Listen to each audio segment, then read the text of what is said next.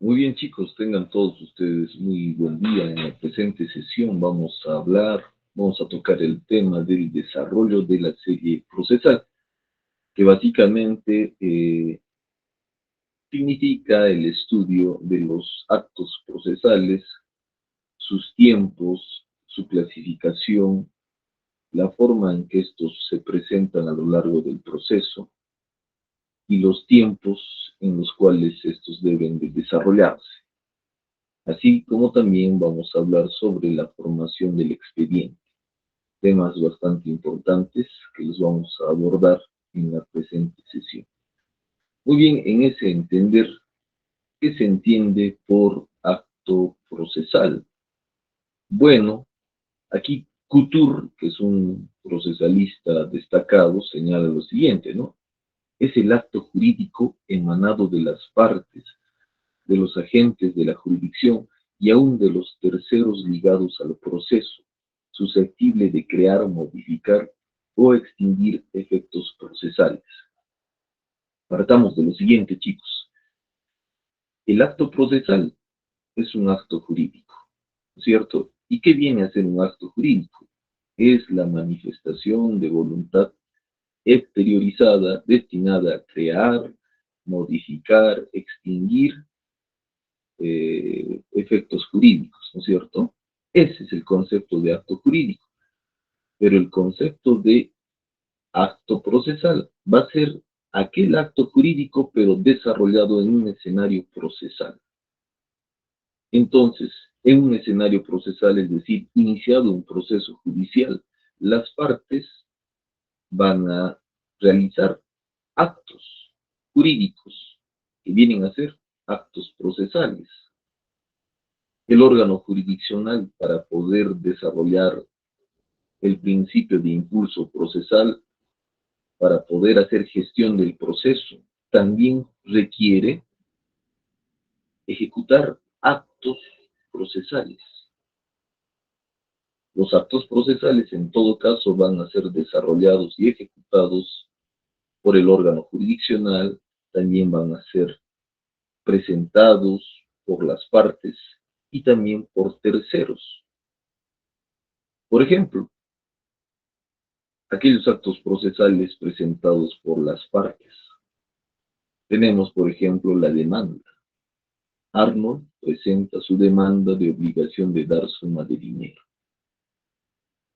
Esa demanda es un escrito en el cual se va a plasmar la pretensión que quiere obtener Arnold. También se va a plasmar el cumplimiento de todas aquellas formalidades que exige el Código Procesal Civil en el artículo 424, 425, por ejemplo, señalar al juez competente, señalar los fundamentos de hecho, los fundamentos de derecho, acompañar los medios probatorios correspondientes, de tal manera que ese escrito de demanda se va a constituir en un acto procesal de parte. Pero también se puede tener el siguiente ejemplo, ¿no? Una reconvención que vendría a ser la contrademanda, que va a ser presentada por la demandada, en este caso por Helga, ¿cierto? En esa contrademanda, en esa reconvención también se va a establecer la pretensión de Helga. También se va a establecer los fundamentos de hecho, de derecho y los demás requisitos establecidos en el artículo 424 y siguientes del Código Procesal Civil. Otro ejemplo, el desistimiento, ¿no?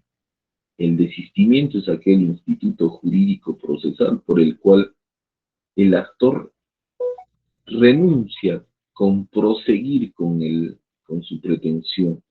Presenta un escrito en el cual señala que me desisto del proceso judicial. Observan ustedes de que es un acto procesal de parte. ¿Mm? Pero también existen actos procesales emitidos, realizados y ejecutados por el órgano jurisdiccional. Por ejemplo, vamos a tener las resoluciones, decretos, autos y sentencias.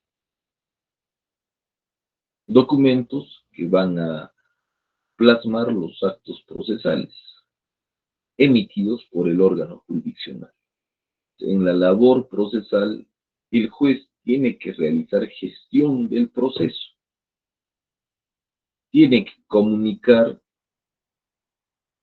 sus decisiones, tiene que dar respuesta a los escritos presentados por las partes, finalmente tiene que emitir un fallo, una decisión que dé fin al proceso y a la incertidumbre jurídica, el mismo que se va a plantear y se va a plasmar a través de una sentencia, ¿no? Entonces, necesariamente el juez tiene que recurrir a estas herramientas, resoluciones, decretos, autos y sentencias, ¿no? Que van a ser actos procesales emitidos por el órgano jurisdiccional. Pero también los terceros pueden realizar actos procesales. En el caso, por decir, de un proceso de obligación de dar suma de dinero, Arnold ha ganado el proceso, es decir, hay una sentencia que declara fundada su demanda y en ejecución de sentencia, Arnold solicita que se liquide los intereses legales correspondientes. Entonces, ¿qué va a suceder? El expediente se va a remitir a un perito judicial del Poder Judicial, quien va a emitir un informe pericial, contable, en el cual se va a definir, se va a determinar a cuánto asciende los intereses legales. Ese informe del perito contable constituye un acto procesal de un tercero, ajeno al proceso, que no tiene ningún interés en el proceso. Sin embargo, coadyuva su labor a poder establecer técnica profesionalmente la cuantificación de los intereses legales. ¿Correcto? Muy bien. Prosigamos. Validez de los actos procesales. Les decía que los actos procesales básicamente son actos jurídicos. Ustedes han desarrollado, han llevado ya esa asignatura de acto jurídico.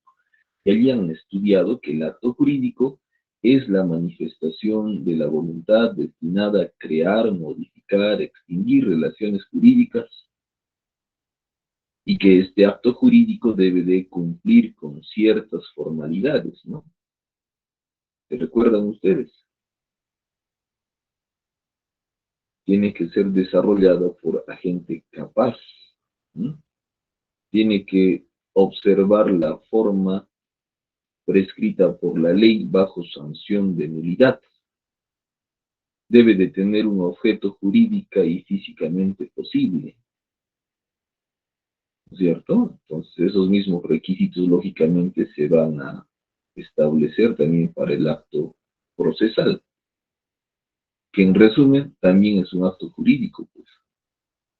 Y aquellos requisitos que debe de cumplir el acto procesal son los siguientes, ¿no? Debe de ser emitido, realizado por un agente capaz, ¿no es cierto? Por ejemplo, la demanda tendrá que ser presentada por un agente capaz, por un mayor de edad. Arnold tiene 25 años y presenta su demanda, ¿no? Pero ¿qué pasaría si la demanda es presentada por un menor de edad? Joaquín, que tiene 10 años. Lógicamente, ese acto jurídico procesal se declararía nulo porque no hay un agente capaz que esté interviniendo en la presentación de esa demanda, ¿no? El otro requisito es el consentimiento, ¿no? La manifestación de voluntad debe ser expresa y evidente a través de la suscripción en la demanda, en la parte final de la demanda, se acostumbra a suscribir, es decir, a imprimir la firma, huella digital, el DNI y el nombre completo del demandante. Y al lado de esa firma del demandante está también la firma, el sello, número de colegiatura del abogado que está autorizando esa demanda. De tal manera que esto evidenciaría el consentimiento en el acto procesal. En cuanto a los actos procesales emitidos por el órgano jurisdiccional, resoluciones, autos, sentencias, decretos, estos también tienen que ir suscritos por el juez, hablándose de sentencias, por el secretario judicial, hablándose de decretos. Siempre debe de haber una firma. Finalmente, la firma va a darle garantía al acto procesal. Uno va a poder identificar quién ha emitido ese documento y a partir de ello poder dirigirse, a partir de ello poder establecer responsabilidades por la emisión de ese acto procesal, por la emisión de esa resolución, ¿cierto? Es importante el consentimiento evidenciado a través de la firma. Imagínense ustedes, se presenta una solicitud de obtención de copias certificadas. Se presenta por mesa de partes virtual del Poder Judicial, sin embargo, se advierte que no está la firma del solicitante. En todo caso, allí hay una vulneración a los requisitos de validez. Es como si no se hubiese presentado ese escrito, que va a meritar lo siguiente, ¿no? El pronunciamiento del órgano jurisdiccional indicará, habiéndose presentado la solicitud de obtención de copias certificadas del expediente, sin embargo, se observa que no hay firma del solicitante ni firma del abogado que autorice tal escrito. Por lo que se tiene por no presentado el escrito, o bien se le da un tiempo prudencial de 3 días a efectos de que subsane dicha observación. Lo que ya está generando problemas, lo que ya genera dilación de tiempo, ¿no? Por eso es importante de que ustedes firmen los documentos que vayan a presentar, ¿cierto?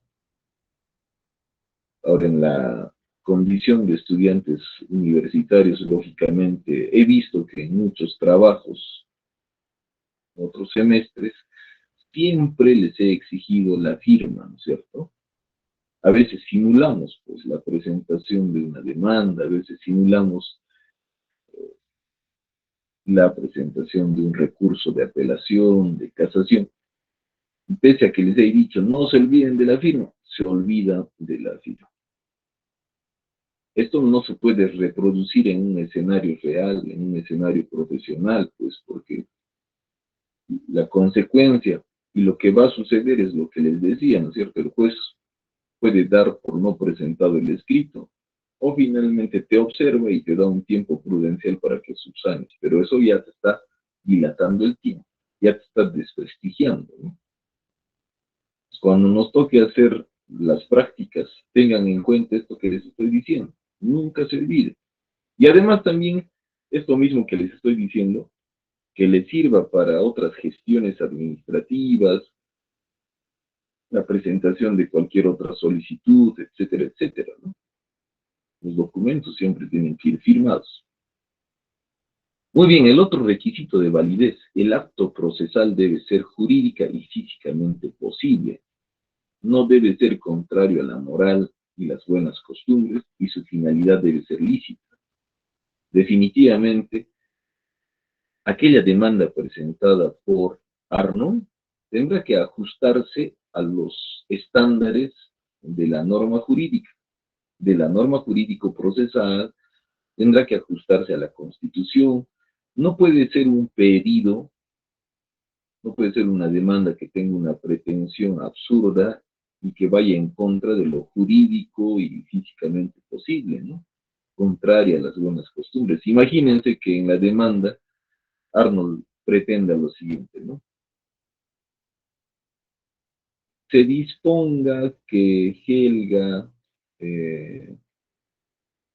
pague con su persona, entre comillas de esto, ¿no? Es un absurdo, lógicamente estoy poniendo como ejemplo, ¿no? Pretendiendo de que ella pague como si fuese una esclava. Eso sería vulnerar derechos humanos de Helga, eso sería pretender, digamos, retrotraer sociedades del pasado, ¿no? Lo cual no está permitido, ¿no? Por el contrario, nuestra Constitución nos garantiza libertad, cada uno tiene que desarrollarse conforme sus propios modos, sus propias formas de desarrollo cultural, etcétera. Nadie puede imponer a nadie, ¿no? De tal manera que este ejemplo que les pongo atentaría con lo que les estoy diciendo, con ese requisito de validez. Nadie puede pretender cuestiones que no están contempladas por el derecho y que sean físicamente imposibles. Otro ejemplo les pongo, ¿no? Tenemos a Roberto. Roberto pretende la propiedad de la Plaza de Armas, ¿no? Solicito que se me declare como propietario de la Plaza de Armas de la ciudad del Cusco, ¿no? Entonces es una situación, es un pedido absurdo que no tiene ningún respaldo probatorio y lo más probable es que en su momento sea declarado improcedente de plano. No se puede pedir cosas en contra de la moral y las buenas costumbres, ¿no? Solicito a Helga que se desnude y que camine por la Plaza de Armas del Cusco. Ese es un absurdo, sería un hazmerreír, ¿no? Inclusive sería materia de apercibimiento, de multa, y así podría dictaminarlo y disponerlo el órgano jurisdiccional, ¿no? Entonces, el objeto del acto procesal siempre tiene que ser lícito, coherente con la norma jurídica, coherente con la Constitución, coherente con los derechos humanos, coherente con la moral y las buenas costumbres, y su finalidad siempre debe de ser lícita, procurándose plasmar el principio de buena fe. Recuerden ustedes que el derecho no está para amedrentar, para imponer, para abusar, para presionar. Por el contrario, el derecho es aquella ciencia que va a permitir la resolución de los conflictos de intereses en forma pacífica, ¿no? Plasmando valores de justicia, de honestidad, integridad y todo ello que ya lo hemos hablado en su momento, ¿no? Muy bien, entonces, para que el acto procesal sea válido, debe de cumplir con estos requisitos. Muy bien, en cuanto a la forma, los actos procesales deben de cumplir una formalidad establecida en el Código Procesal Civil, ¿no es cierto? Sobre todo en los artículos 130 y 131 del Código Procesal Civil. Se debe de cumplir con cierta formalidad. Sin embargo, el mismo Código Procesal Civil establece, reconoce y garantiza el principio de elasticidad, dando flexibilidad al cumplimiento de estos requisitos, siempre y cuando el objeto por el cual se esté presentando ese escrito, se esté desarrollando ese acto procesal, sea alcanzado, ¿no? Bajo esas condiciones se puede prescindir de algún requisito exigido por la norma procesal. Les pongo como ejemplo lo siguiente, ¿no? El Código Procesal Civil exige de que se acompañe el DNI del demandante, ¿no? Una copia del DNI del demandante. Sin embargo, tenemos al demandante Roberto, que es un anciano de 80 años, ¿no? Está pidiendo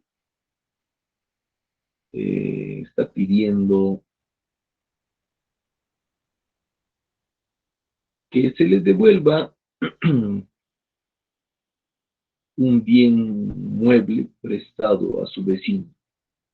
Le ha prestado un televisor, ¿no? Valorizado en 5.000 soles. Y su vecino, pues, ha hecho caso omiso a las exigencias de Roberto, finalmente pretende quedarse, apropiarse, adueñarse de ese bien mueble.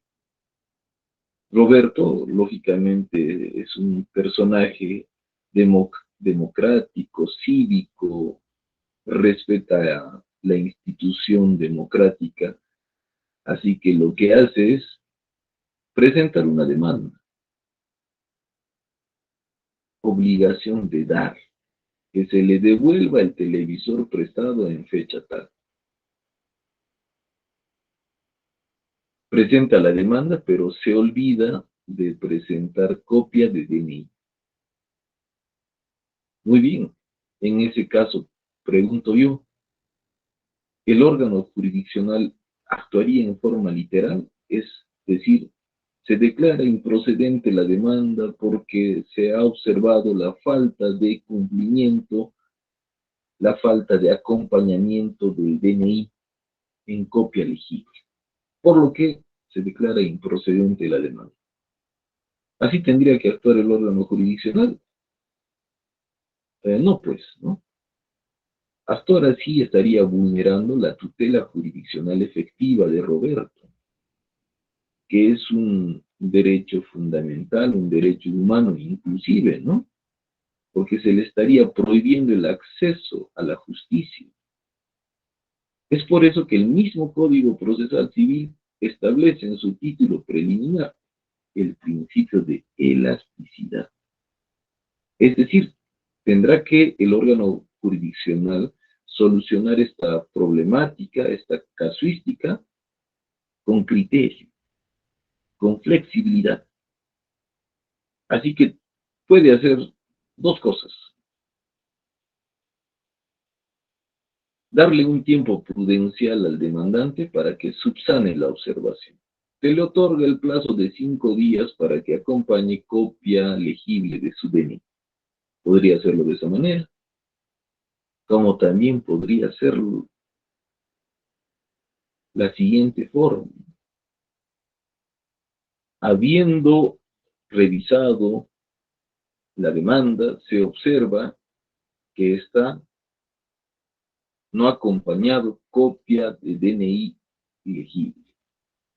Sin embargo, teniéndose en cuenta que el órgano jurisdiccional tiene acceso al sistema de la RENIEC y habiendo digitado el DNI del demandante, se observa su ficha RENIEC, donde se evidencia su fotografía, sus datos, domicilio, lo que corrobora su identidad, por lo que se admite la demanda, que sería más razonable ese actuar inclusive, ¿no es cierto? Porque es evidente que el órgano jurisdiccional tiene acceso a la ficha RENIEC y en cualquier momento puede corroborar la identidad de las personas y los sujetos procesales.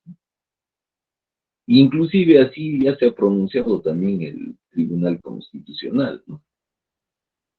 En un caso similar al que les estoy comentando, el Tribunal Constitucional se ha pronunciado en el sentido de que deberá de aplicarse el principio de elasticidad, aplicarse el criterio de flexibilidad, tanto más el órgano jurisdiccional tiene acceso a la ficha RENIEC.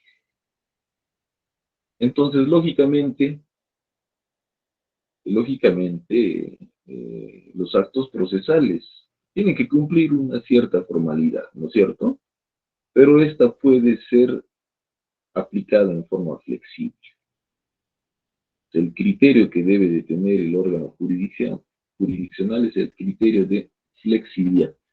Con esto tampoco les estoy diciendo de que se obvie requisitos que el abogado debe de presentar en su demanda, ¿no? Y que lo haga adrede, ¿no? Esa es otra cosa, ¿no? En el posible de los casos hay que cumplir con la formalidad. Si la situación amerita, justifica que no se haya podido cumplir con algún requisito, en todo caso eso se justificará en el mismo escrito para que el juez lo tenga en cuenta y sobre esa base decidirá con un criterio flexible, ¿cierto? Correcto. El ordenamiento procesal recoge el criterio de flexibilidad porque establece, cuando la ley prescribe formalidad determinada sin sanción de nulidad para la realización de un acto procesal, este será válido si habiéndose realizado de todos modos ha cumplido con su propósito. Además, el título preliminar se consagra el principio de elasticidad y el principio de convalidación. Muy bien, luego vamos a hablar sobre los plazos. Los actos procesales, lógicamente, tienen que realizarse dentro de los plazos establecidos por la norma jurídico-procesal, ¿no? Porque esto garantizaría celeridad, garantizaría también el cumplimiento del principio de legalidad y tendría eh, un efecto de prestigio para el órgano jurisdiccional, evitaría malos comentarios por parte de los justiciables y lógicamente traería esos efectos positivos, ¿no? Pero en la práctica se observa que hay una sobrecarga laboral. Un órgano jurisdiccional tiene que tramitar aproximadamente unos 5.000 casos, ¿no? Entonces, pobre juez, ¿no? Todo el día está encerrado en su oficina, estudiando, resolviendo los problemas que se presentan en cada uno de los procesos que lleva. Todos los días están ingresando escritos, ¿no? Están ingresando demandas, están ingresando pedidos, están ingresando recursos impugnatorios. Así que imagínense ustedes la ardua labor del juez, que debe de dar respuesta a cada uno de esos escritos, ¿no? Ninguno de ellos puede quedar en el aire. Tiene que dar respuesta, tiene que proveer cada uno de esos escritos que presentan las partes. Ahora imagínate, si hablamos de un proceso donde hay una acumulación subjetiva, ¿no es cierto? Es decir, hay varios demandantes, hay varios demandados.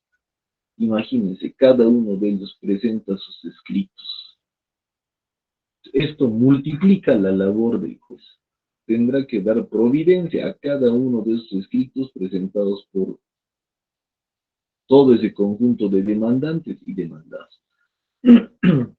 Lo que obviamente genera sobrecarga laboral. Bueno, este es un factor principal en la dilación de los procesos, ¿no? Necesariamente. Pues ahí lógicamente tendría que de repente incrementarse el número de órganos jurisdiccionales, hacer un trabajo también educativo, formativo en cuanto a la aplicación de medios alternativos de resolución de conflictos de intereses, ¿no?, en la población, que primero agoten la negociación, la conciliación, etcétera, etcétera, y después de haber fracasado esto, recién recurran al órgano jurisdiccional. Tendría que hacerse un trabajo formativo, educativo, cultural a ese nivel, a efectos de reforzar el civismo en la población también, ¿no?, para evitar la sobrecarga laboral. Pero bueno, dadas las circunstancias, dada la coyuntura, lógicamente hay muchos problemas que dilatan los procesos. evitan que se cumplan los plazos establecidos en el Código Procesal Civil. Sin embargo, tenemos los siguientes criterios, ¿no?, que deben de cumplirse, ¿no? Deben de cumplirse, definitivamente. Los actos procesales se practican puntualmente. Son días hábiles de lunes a viernes, salvo los feriados. Es decir, de lunes a viernes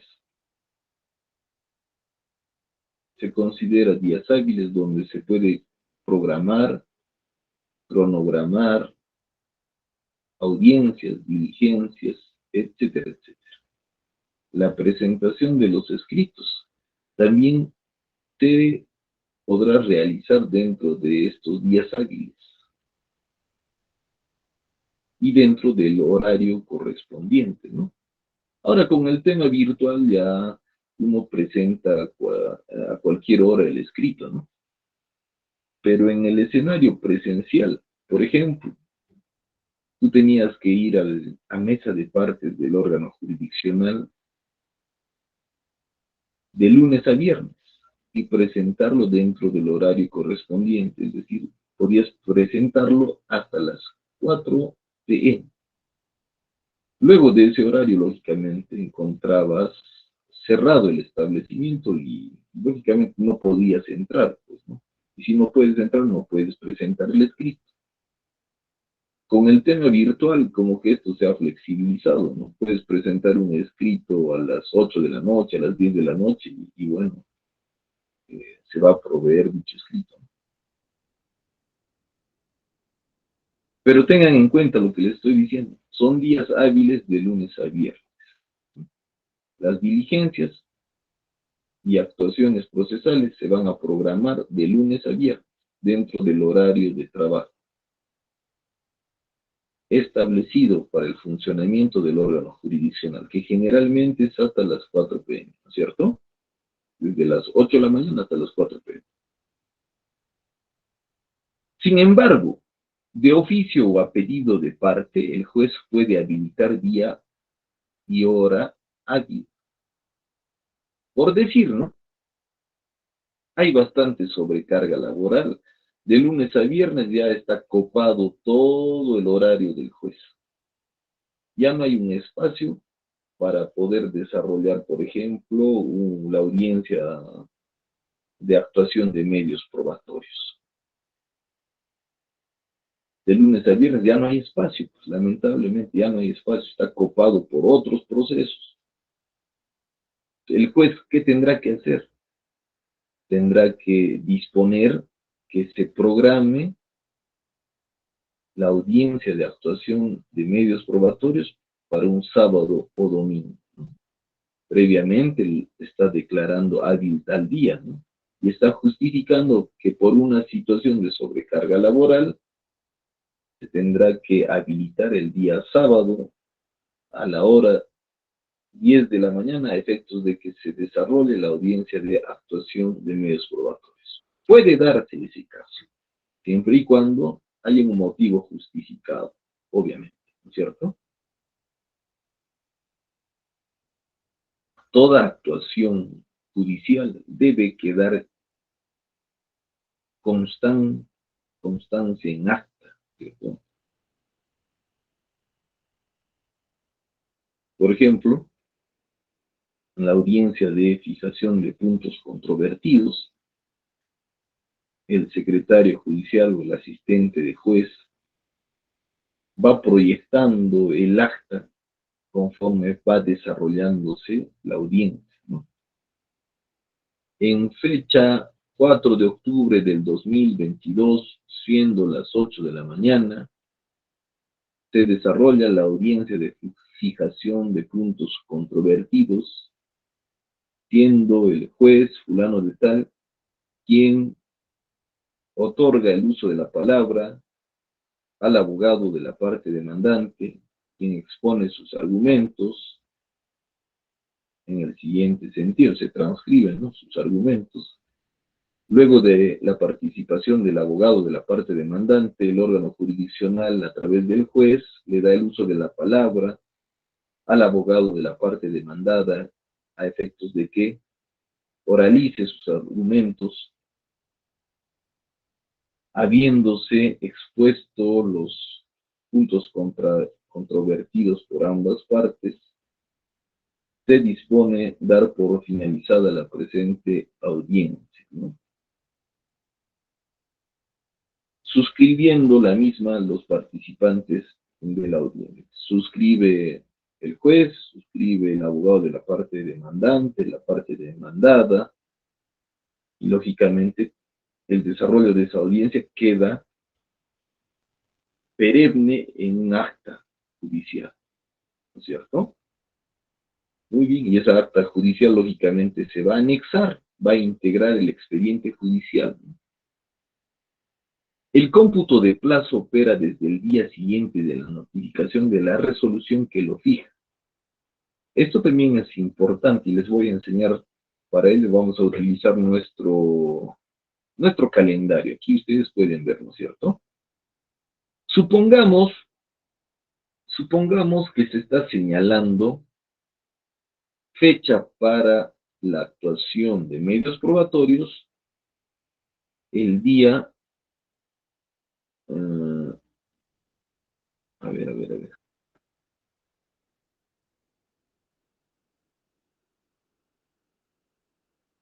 Ya, les voy a poner el siguiente ejemplo.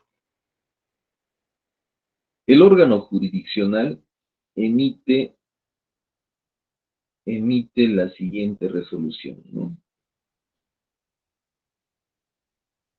Se dispone que las partes procesales presenten su escrito por el cual propongan puntos controvertidos, estableciéndose como plazo 5 días, ¿no es cierto? 5 días. Esa resolución ha sido emitida el martes 4 de octubre. El día miércoles 5 de octubre ha sido notificado a las partes. Ojo, la resolución dice 5 días para poder presentar el escrito por el cual se propone puntos controvertidos, ¿no es cierto? El juez está disponiendo eso en la resolución. Dentro del plazo de 5 días tendrán que presentar el escrito de fijación de puntos controvertidos. Vuelvo a señalar lo siguiente. Esa resolución ha sido emitida el 4 de octubre. Dicha resolución recién se notifica el día 5 de octubre. La pregunta es, ¿a partir de qué día se va a contabilizar el inicio de los 5 días de plazo que ha fijado el juez? A partir del día siguiente de efectuada la notificación. Si la notificación ha sido realizada recién el miércoles 5 de octubre, entonces el inicio del cómputo de plazo será a partir del 6 de octubre. Y a partir de ese momento habrá que hacer un cómputo de los días, de los 5 días, para saber hasta cuándo tenemos fecha para presentar el escrito. Entonces contamos. El jueves sería el primer día, el viernes sería el segundo día, sábado y domingo no se cuentan. ¿Por qué? Porque no son días hábiles, no funciona el órgano jurisdiccional, no son días hábiles, conforme lo he explicado anteriormente. Continuamos con el cómputo de plazo el día lunes 10, que vendría a ser el tercer día. El martes 11 sería el cuarto día y el miércoles 12 sería el quinto día. Hasta el miércoles 12 habría plazo para presentar el escrito de fijación de puntos controvertidos. ¿Correcto? Muy bien. Les pongo otro ejemplo. ¿Qué pasaría si el día lunes es declarado feriado? En todo caso, el reinicio del cómputo del plazo tendría que ser a partir del 11, ¿no? 11 sería el tercer día, el 12 sería el cuarto día, y el jueves 13 sería el quinto día. Habría plazo para interponer el escrito hasta el jueves 13. ¿Por qué motivo? Porque el día lunes ha sido declarado feriado. O porque también el día lunes se ha declarado huelga o paro nacional, qué sé yo. Finalmente, los trabajadores del Poder Judicial han tomado el local. Esas situaciones pueden presentarse en el escenario real, ¿no? Se descuentan nomás esos días, pero hay que tener certeza, ¿no? Hay que tener certeza. Muy bien, prosigamos.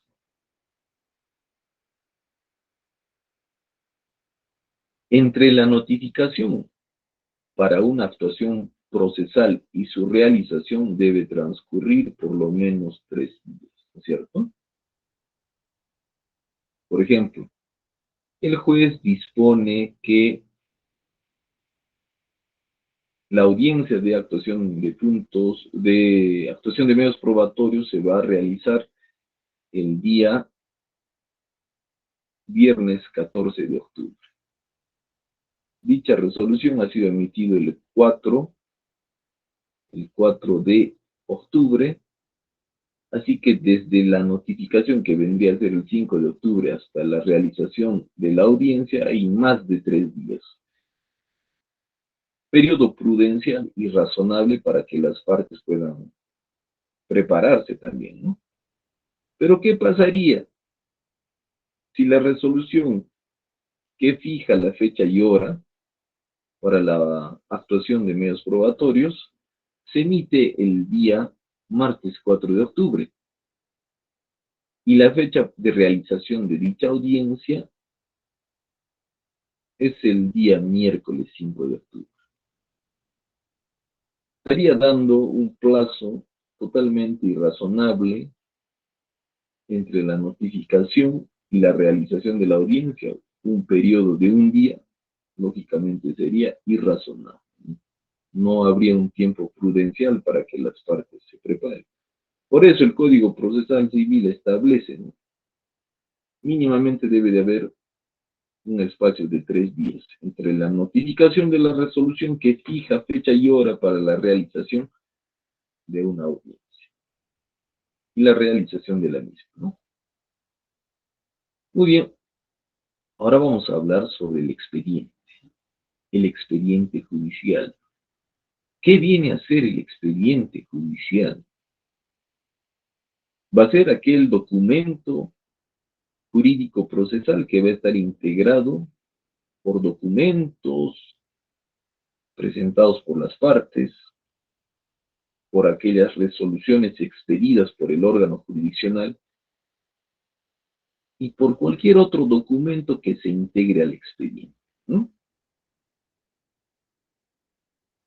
Entonces, para ello yo voy a mostrarles cómo es un expediente judicial, ¿no? Para ello voy a activar mi cámara en este momento. A ver. Ahí está, ustedes pueden ver, aquí tengo un expediente. Fíjense, este es el expediente, ¿no?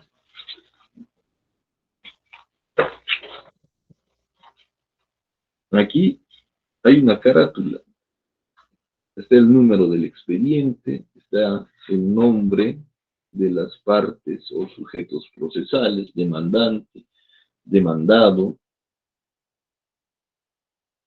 se tiene la materia, indemnización, demanda de indemnización por responsabilidad contractual. Este expediente está integrado por todos los documentos presentados por las partes. Aquí está la demanda y sus anexos, sus medios probatorios. Aquí está la contestación de demanda presentado por el demandado. Aquí están los documentos, es decir, las resoluciones expedidas por el órgano jurisdiccional, decretos, autos y sentencias, ¿no? Por ejemplo, aquí tenemos la demanda.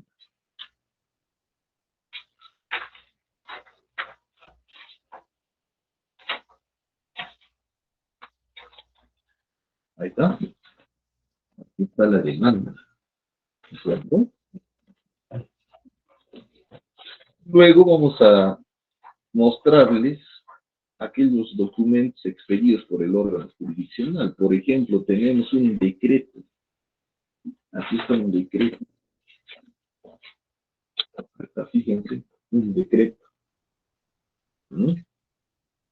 Fíjense la firma del órgano jurisdiccional. En la demanda también hay la firma, ¿no? Vamos a corroborar ello para que ustedes también se den cuenta. ¿Dónde está? A ver. Aquí está.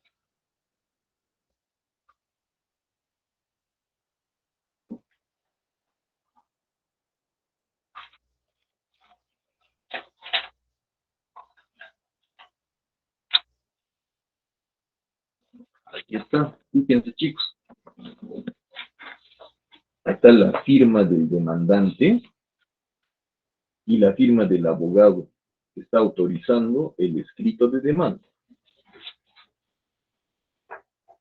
A ver, vamos a mostrar otro documento expedido por el órgano jurisdiccional. A ver, aquí tenemos el acta. Acta de audiencia de conciliación y o fijación de puntos controvertidos. Aquí está el acta.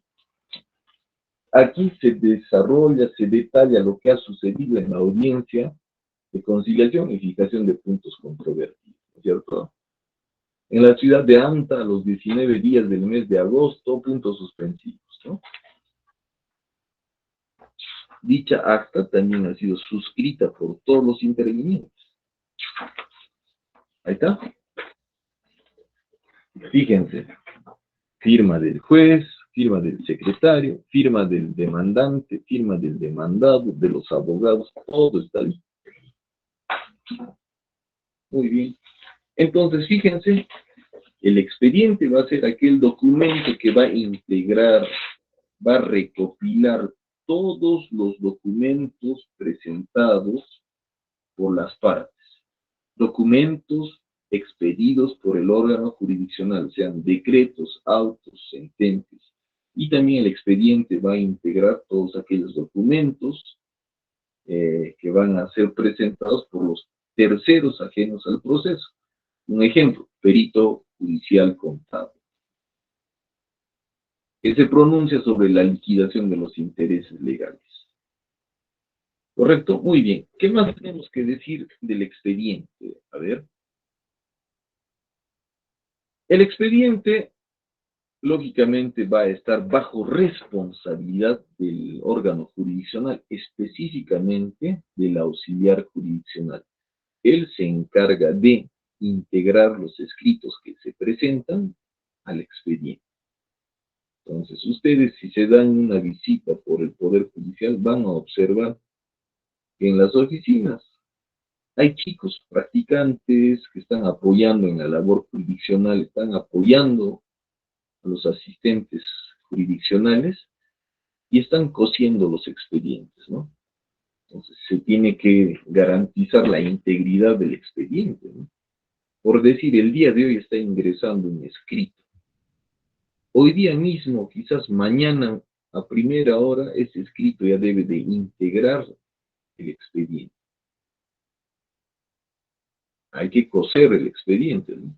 Y hay una técnica especial, eso ya lo saben los órganos jurisdiccionales, así que eso también forma parte de la práctica del derecho, ¿no? Vuelvo a decir, ¿quién es el responsable de la integridad del expediente? El auxiliar jurisdiccional.